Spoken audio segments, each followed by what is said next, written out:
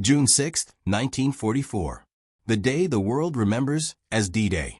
The day thousands of young men stepped into the jaws of death, with waves crashing against steel landing crafts and the sky shaking from Allied bombers. But while history thundered forward, one man was doing the one thing no soldier should have been doing in those final moments before the invasion. He was sleeping. And that single accident would become the most unbelievable survival story of the entire war. Private Samuel Hartman had been awake for nearly 2 days before the invasion. Not because he wanted to be a hero, not because he was fearless, but because fear itself was keeping him awake. He couldn't stop thinking about the moment he would step off the landing craft into machine gun fire. He pictured the cold water of the channel hitting his chest, the weight of his pack dragging him down, and the bullets slicing through the waves. Every man on that ship had those thoughts, but Samuel was wired differently. His mind refused to slow down, refused to accept the fate they were all marching toward. He was a radio operator, a job that demanded precision, calmness, and quick hands. That night, while other soldiers tried to grab a few precious minutes of sleep, Samuel had been hunched over cables and equipment, repairing a faulty transmitter that their squad relied on.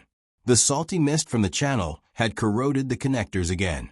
His sergeant had told him to rest, but Samuel couldn't. He kept thinking, if this radio fails tomorrow, men will die. That fear drove him more than exhaustion ever could. By the time he finally finished the repairs and returned to his bunk, his hands were trembling. The ship rocked in the dark water, and the air was heavy with the smell of diesel, sweat, and metal. The low rumble of engines vibrated through the hull. Somewhere above him, officers were giving their final briefings. Somewhere down the hallway, a young soldier was quietly crying. Somewhere else, a chaplain was offering last prayers. It was the most intense, suffocating night of Samuel's life. He sat on his bunk, helmet still on, boots unlaced, staring at his dog tags swinging slightly from the motion of the ship. He whispered a quiet promise to himself. Just close your eyes for 1 minute. That's all he wanted, a minute to breathe, to make his brain stop racing. Just a moment. But exhaustion finally overpowered fear. His eyes closed, and the world moved on without him. He didn't hear the ship-wide announcement ordering soldiers to prepare for launch. He didn't hear the heavy footsteps of hundreds of men rushing to their positions. He didn't hear his own squad passing by, shouting for him, assuming he was already ahead of them. He didn't feel the vibration of the landing crafts being lowered into the water, or the clank of metal against metal as they detached. He didn't even stir when the engines roared louder as the invasion fleet surged forward. Samuel slept through all of it. The world's largest amphibious assault in history began, and he was unconscious. When he finally woke, it wasn't because of an alarm or someone shaking him. It was because of an unnatural silence. A silence that didn't belong anywhere near a war zone. He opened his eyes slowly, blinking against the dim lights flickering in the bunkroom. For a moment, he thought he was still dreaming. The room was empty. Every bunk around him was stripped and abandoned. Backpacks were gone. Helmets gone. Rifles gone. It looked like a ghost ship. His first thought wasn't fear. It was confusion. Where is everyone? He muttered to himself. He jolted upright, adrenaline rushing through him as though the war had suddenly returned to his body. He grabbed his helmet and stumbled down the narrow hallway, calling out quietly, "Hello? Anyone here?" His voice echoed in a way that made his stomach twist. When he reached the deck, he froze. The horizon looked like it was exploding. Massive plumes of smoke rose from the beaches ahead. Battleships were firing round after round, the recoil shaking the water. Aircraft roared overhead like angry giants. Landing crafts darted across the waves like tiny insects heading straight into flames. Samuel's heart felt like it stopped. This was it. This was D-Day. And he wasn't there. He leaned against the railing, breath shallow, eyes wide, trying to make sense of what had happened. How long had he been asleep? Why hadn't anyone woken him? How had he missed the most important moment of his life? Then the guilt hit him like a physical punch. His squad was down there, on Omaha Beach, without him. His stomach twisted with a sickening thought. Were they safe? Were they even alive? But before he could think further, a sharp, angry voice snapped him back to reality. "What in God's name are you doing here?" Samuel spun around. Captain Everett stood behind him, face red, uniform drenched in sweat, eyes blazing with disbelief. "Why aren't you in your landing craft, soldier?" the captain demanded.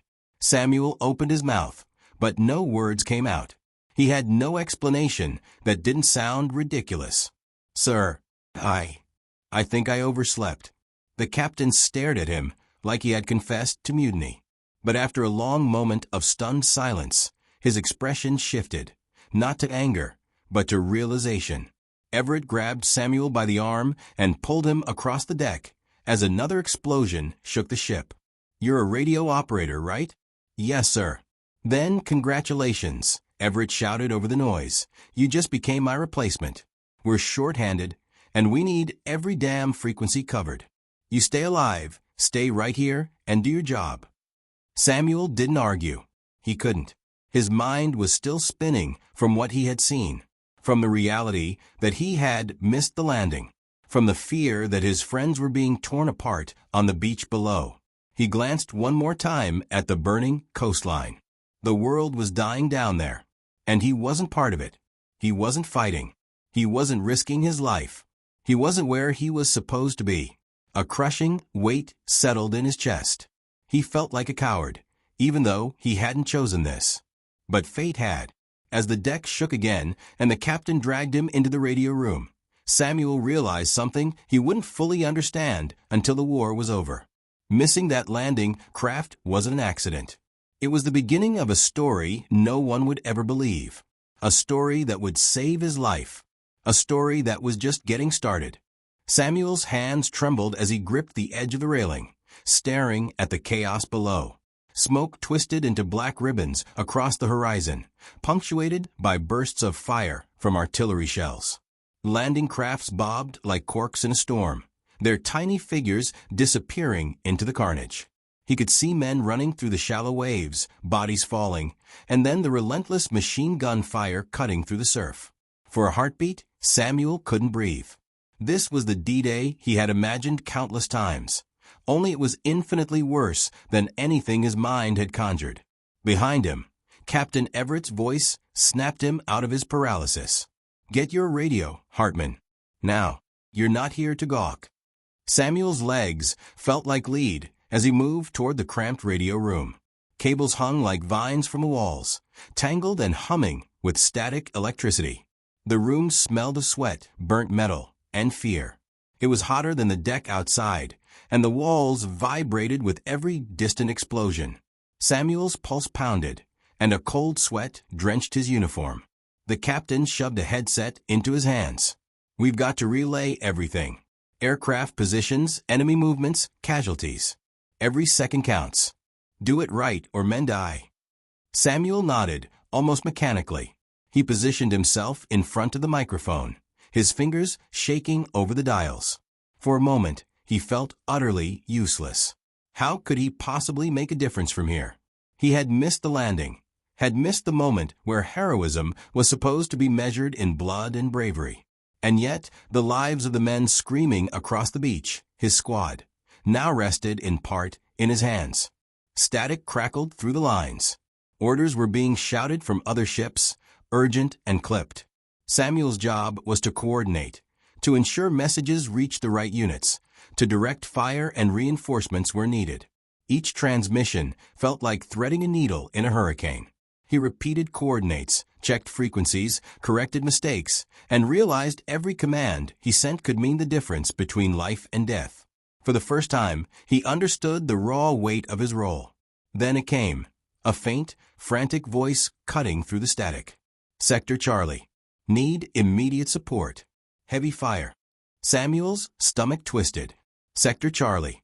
That was where his squad was pinned down. His brothers, the men he had trained with, the friends he had shared foxholes, food, and fears with, they were there. And he had missed the moment they desperately needed him. He pressed the microphone tighter, trying to steady his voice as he relayed their coordinates to the bombardment control. Every word he spoke carried urgency. Every number had to be perfect. Miss once and men could die. Minutes dragged like hours. Samuel became acutely aware of each sound. The whine of bullets overhead, the distant thud of shells, the screams carried faintly over the wind. Sweat stung his eyes. His knuckles turned white as he tightened his grip on the radio. The room seemed to shrink around him, compressing the fear, the guilt, the adrenaline into an unbearable pressure. But he didn't stop. He couldn't.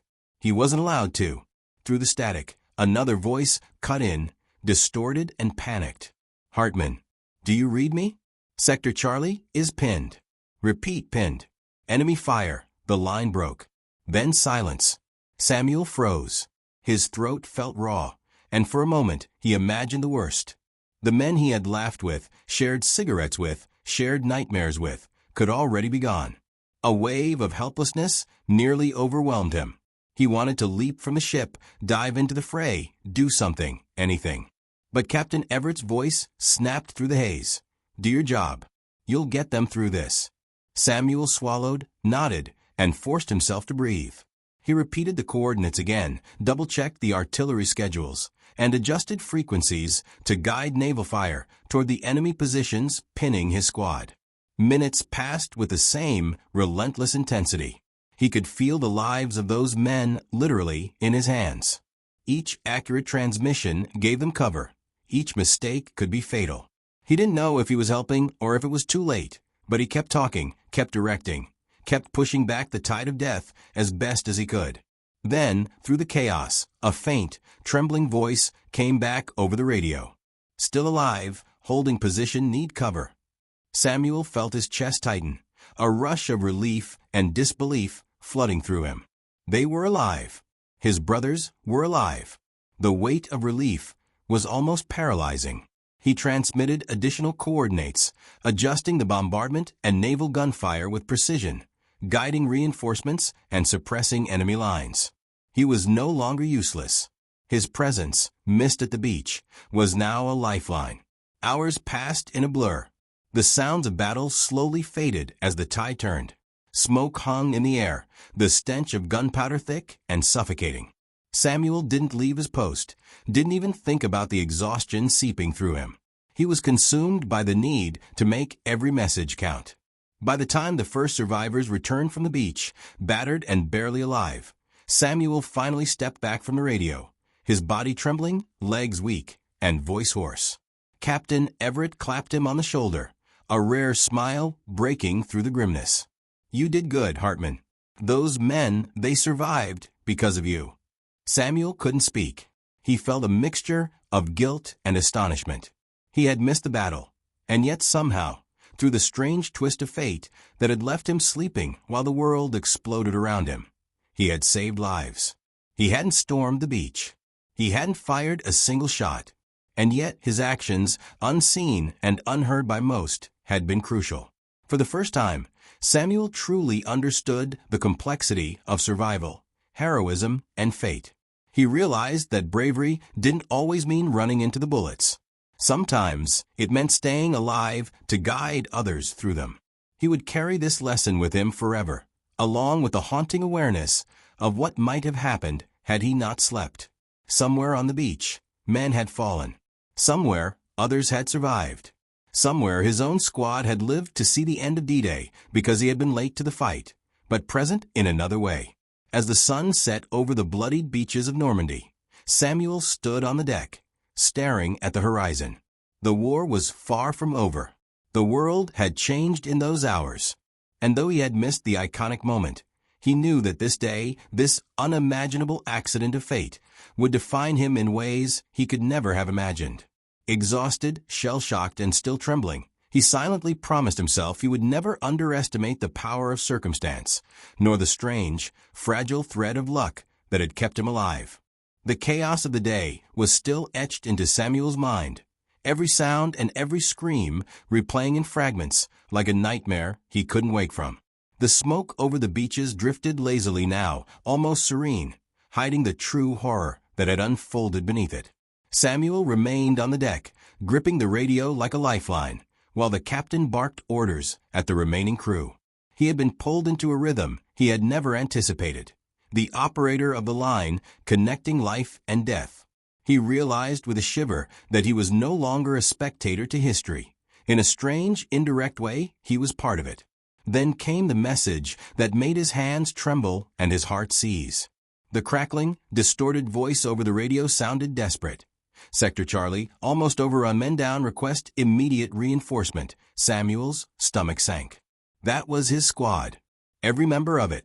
He had missed the landing, but now they were in mortal danger, relying on his guidance from hundreds of yards away. His palms went slick with sweat as he adjusted the dials, trying to bring clarity to the chaos. The captain leaned over his shoulder, shouting into the noise. Relay, coordinates, Hartman. Do it now. Samuel's voice shook, but he spoke with deliberate urgency, sending precise instructions for naval and artillery support. Minutes felt like lifetimes as he waited for confirmation. Each static-laden transmission was an invisible thread tying him to men he could not see, in a battle he could not fight directly. And yet, he knew that every word could tip the balance between life and death. Through the static, one voice broke through. Received. Hold your position. Fire coming in. Relief surged through Samuel like electricity. His squad was holding.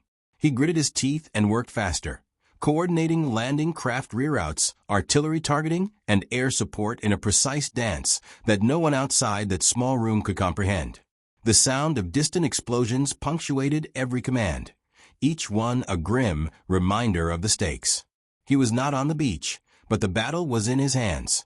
Hours passed in tense rhythm, punctuated by bursts of static, shouted orders, and the occasional roar of a distant explosion. Samuel's mind became singularly focused, his exhaustion fading into something sharper, something necessary. He had been sleeping while others bled. Now, every conscious moment counted.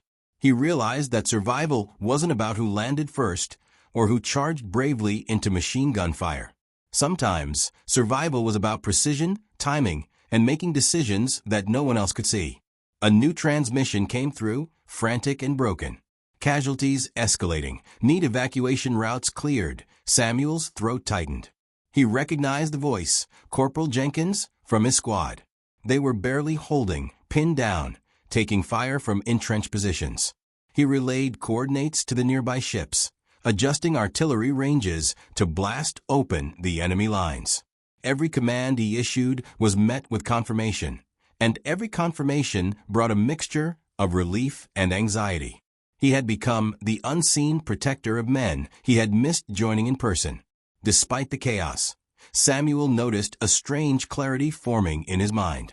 He was no longer simply reacting. He was anticipating.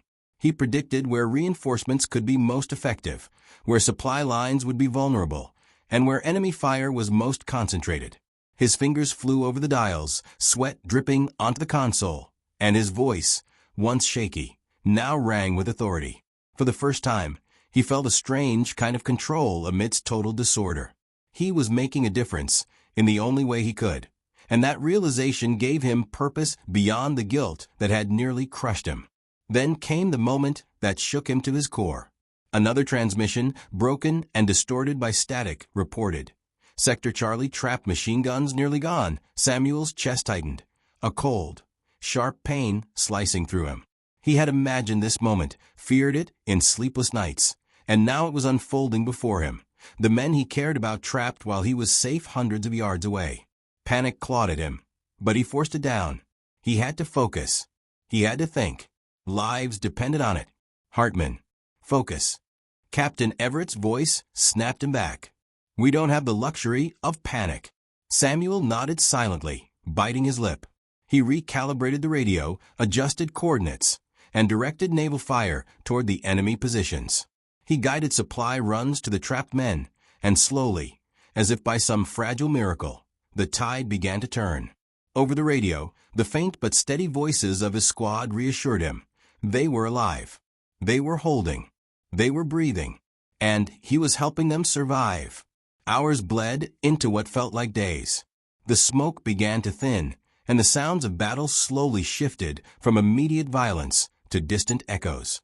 The survivors were being evacuated, returning to the ships, battered, bloody, and exhausted.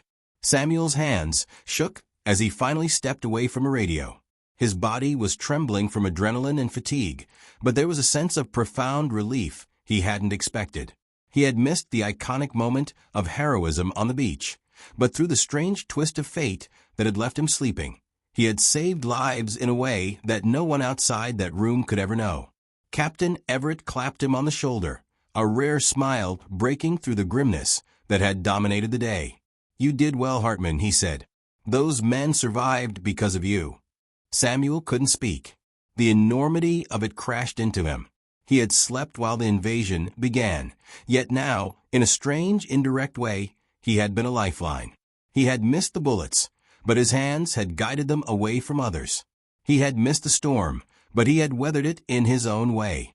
As night fell over the battered coastline, Samuel stepped onto the deck to stare at the horizon. The day had changed the world. The beaches were still scarred with destruction, the air heavy with smoke and the echoes of war. Somewhere down there, men had fallen. Somewhere, others had survived. Somewhere, his squad had endured the hell of D-Day because he had been late to the fight, but present in another way. Exhausted, shaken, and changed forever, he realized that heroism came in many forms. It wasn't always charging into bullets. Sometimes it was staying alive, staying alert, and using every tool at your disposal to protect the ones who could not protect themselves. Samuel Hartman, the soldier who had slept through the most pivotal moment of his life, understood something few ever would. Survival was unpredictable, fragile, and often guided by forces beyond comprehension. Fate had spared him, and in doing so had given him a second chance, a chance to shape the battle, to save lives, and to witness history from a vantage point no one else could. That day, D-Day, had tested every soldier's courage, but it had also tested the limits of luck, timing, and resilience.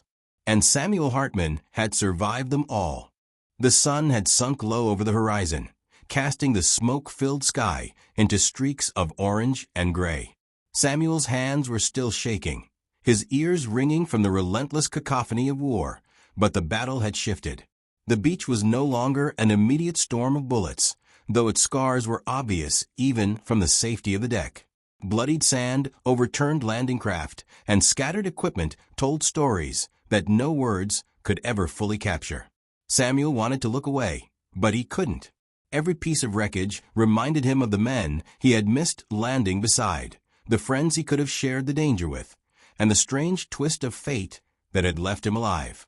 Then came the new transmission that nearly made him drop the headset. The static hissed, and through it came the panicked voice of a soldier he immediately recognized, Private Jenkins. "Hartman, we're pinned taking fire, can't hold much longer." Samuel's stomach tightened. The words painted the picture he had been dreading. His squad, the men he had trained with, trapped in the open, bullets ripping through the sand, unable to advance or retreat. He gripped the microphone tighter, his knuckles white, his mind racing. Every second counted. Every decision he made could mean the difference between life and death. He quickly relayed instructions to the nearest naval units, calling for suppressive fire on enemy bunkers, adjusting coordinates to blast clear paths, and directing landing craft with reinforcements to zones that could relieve pressure. His voice was steady, authoritative, even though inside he was a storm of anxiety. He could feel every heartbeat of the men under fire, every desperate thought that must have been running through their heads. And yet, he could not move to them. He could only guide them, the invisible hand holding them upright, tethered to survival by his voice alone. Minutes felt like hours as the radio crackled with intermittent reports. Hartman moving forward, covers holding. Samuel exhaled sharply. Relief surged, but it was fleeting. He had learned over the day that war had no mercy for hope, that one misstep could obliterate it instantly. Another transmission came through, broken and ragged. Casualties rising, request evac. Some men hit, his stomach turned. A cold knot forming as he realized the reality of what was happening on the sand below. He had been absent when the bullets flew, absent when courage was measured in inches, absent when comrades fell. And now, from hundreds of yards away, he was desperately trying to undo what he could not have prevented. Captain Everett noticed the tension in his face. "Hartman, Focus. Don't let it paralyze you. His voice was sharp, but beneath it was a recognition that Samuel had become the lifeline of the day. Samuel nodded, swallowed the fear pressing at his chest, and redoubled his efforts. He recalibrated the radio, sending precise adjustments to naval fire and air support, guiding reinforcements to the precarious pockets where his squad clung to life. He repeated coordinates over and over, double-checked every number, and pressed on, knowing that any mistake could be fatal. Hours passed with no clear sense of time. The radio became a world unto itself, a battlefield of voices, orders, cries for help, and confirmations. Samuel worked with an intensity that eclipsed exhaustion. The world outside was chaos, but inside that cramped radio room, his mind carved order out of madness. He realized the strange paradox of his situation. He had missed the heroic act everyone remembered, yet he had become the unseen hero, a force sustaining life through methodical precision and tireless focus. Then came the moment that would define the day for him forever. A transmission came through, quieter than the others, almost imperceptible beneath the static. Hartman, some of us, alive, holding position thanks to cover fire. Samuel's chest felt tight. Relief, disbelief, and grief collided in him. He had feared he would hear nothing but silence and death. Instead, he heard survival.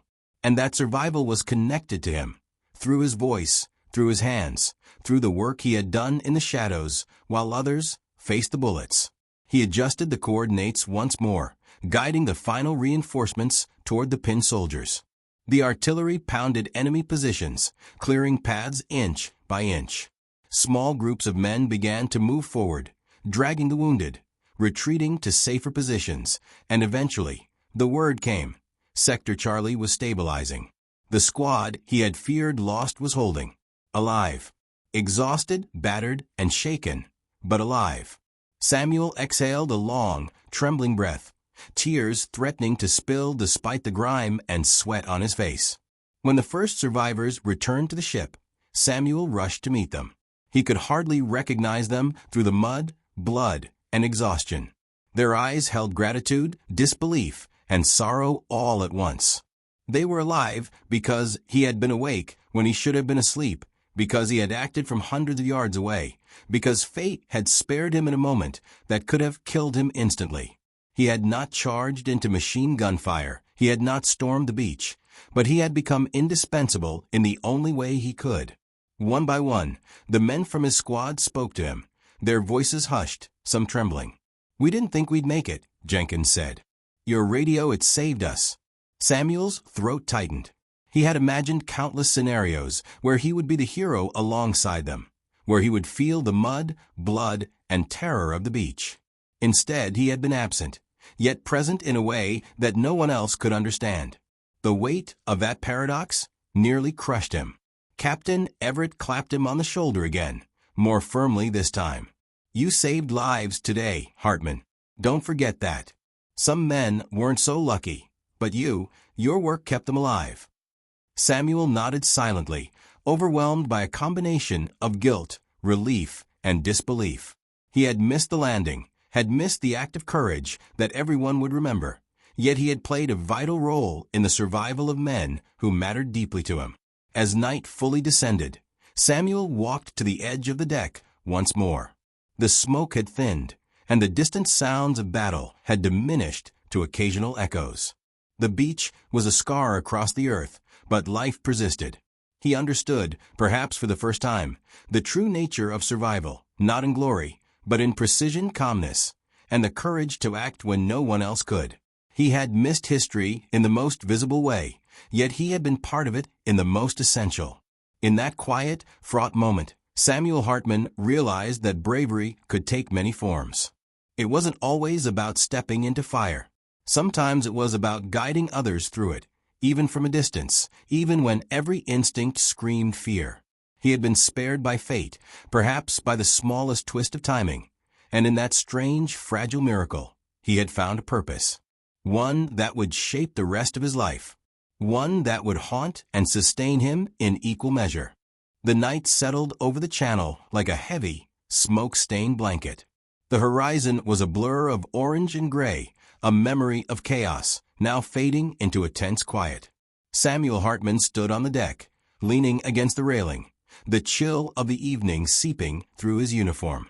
The adrenaline that had carried him through hours of static gunfire and frantic coordination was finally ebbing, leaving him hollow, trembling, and strangely weightless. Around him, the ship hummed with exhaustion, soldiers muttering quietly, officers checking manifests, medics tending to the wounded. But Samuel felt isolated, caught between the world he had missed and the lives he had somehow saved. The first survivors from Sector Charlie began to trickle back aboard. Their faces were streaked with mud and blood, eyes hollow yet alive. Samuel's heart ached as he recognized the men he had trained, laughed, and endured hardships alongside. Some had lost friends. Some bore wounds that would scar them forever. Each face he saw reminded him of how close death had been, how fragile life could be in the hands of chance. He approached slowly, unsure of what to say, fearing that any words might seem hollow compared to the violence they had endured. Corporal Jenkins spotted him first. "Hartman, you're alive," he said, disbelief and relief mingling in his voice. Samuel nodded silently. The young corporal stepped closer, gripping Samuel's arm. We didn't think we'd make it. The fire, the guns we couldn't hold. Then the bombardment, it cleared a path. We survived because of it." Samuel's throat tightened. He understood immediately. His voice, his hands on that radio, had guided artillery and reinforcements that kept them from being obliterated. He had missed the landing, yes, but in his own strange way, he had saved lives. One by one, the survivors told him similar stories, each echoing the same sentiment. Without him, they would have been trapped, overrun, or dead. Samuel felt a complicated surge of relief and guilt. Relief that they lived. Guilt that he had not been with them, not shoulder to shoulder, not in the mud and bullets, not sharing the terrifying immediacy of survival. He had slept through history, yet had been woven into it in a way no one else could see or fully understand. Captain Everett approached, his uniform streaked with grime and sweat, eyes serious, but with a flicker of approval. "You did your duty, Hartman. You weren't on that beach, but you saved lives in a way most men can't even imagine. Some of these men wouldn't be here if it weren't for you." Samuel nodded, unable to find words. It was surreal. The day had taken so much, yet somehow it had spared him. His survival was unearned by courage on the beach, but had been given through endurance, focus, and perhaps sheer luck. The survivors began recounting the narrow escapes, the bullets that passed within inches, the comrades who fell beside them. Samuel listened silently, imagining every moment, haunted by the knowledge that he had not been there to share their pain. He felt a tugging guilt, an echoing loneliness, as if the universe had separated him from the collective struggle and left him observing from afar. Yet the reality was undeniable.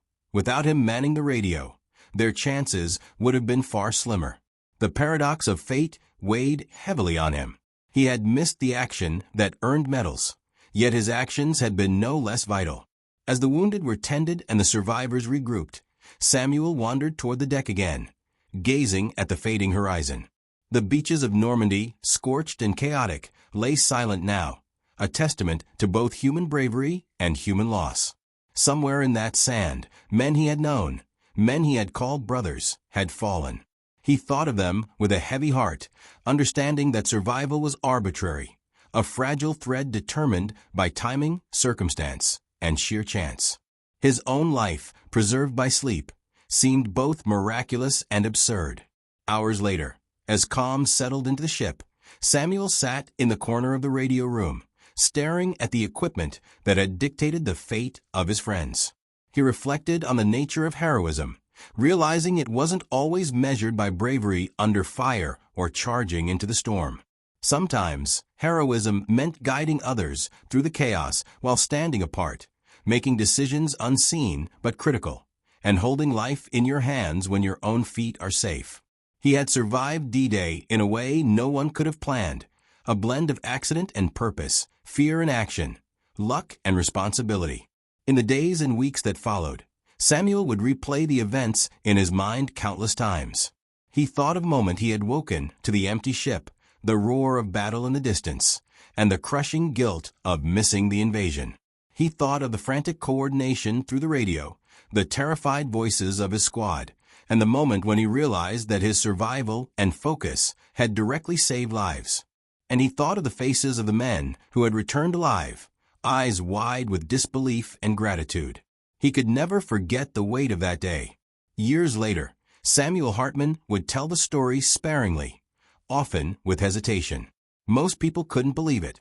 A soldier sleeping through D-Day? A man who missed the landing yet somehow saved lives from afar? It sounded impossible, almost like a legend. But those who had lived because of his actions knew the truth. His presence, unseen and indirect, had changed the course of survival for his squad. He had been spared from bullets, yet given a greater role than he could have imagined. A silent hero in the theater of history. As he grew older, Samuel understood the lesson the day had carved into him with brutal clarity. Survival and heroism were not always measured by visibility or medals. Sometimes they were measured by resilience, by focus under pressure, by the ability to act when no one else could. Sometimes they were measured by mere timing, by a few moments of chance that separated life from death. And sometimes, the universe had its own way of choosing who would live to tell the story. Samuel Hartman survived D-Day not because of courage on the beach or luck alone, but because fate, circumstance, and his own resolve had intersected in the most improbable way. He had slept while history unfolded in fire and blood, yet he had been indispensable in the only way that truly mattered. He had missed the immediate act of war, but ensured the survival of those who had faced it head-on. And for the rest of his life, that strange, fragile combination of luck, action, and consequence would follow him, an invisible thread connecting him to the day that changed the world forever. As the ship sailed away from Normandy, Samuel gazed at the dark waters, the horizon stretching endlessly before him. He thought of the fallen, the survivors, and the unimaginable chaos of that day. He realized that history remembered the battles, the courage, the bloodshed. But history often overlooked the silent, unseen acts that allowed men to live to fight another day. He had been part of that unseen history. He had survived. He had saved lives. And in that knowledge, bitter, heavy, and miraculous, Samuel Hartman found both his redemption and his legacy.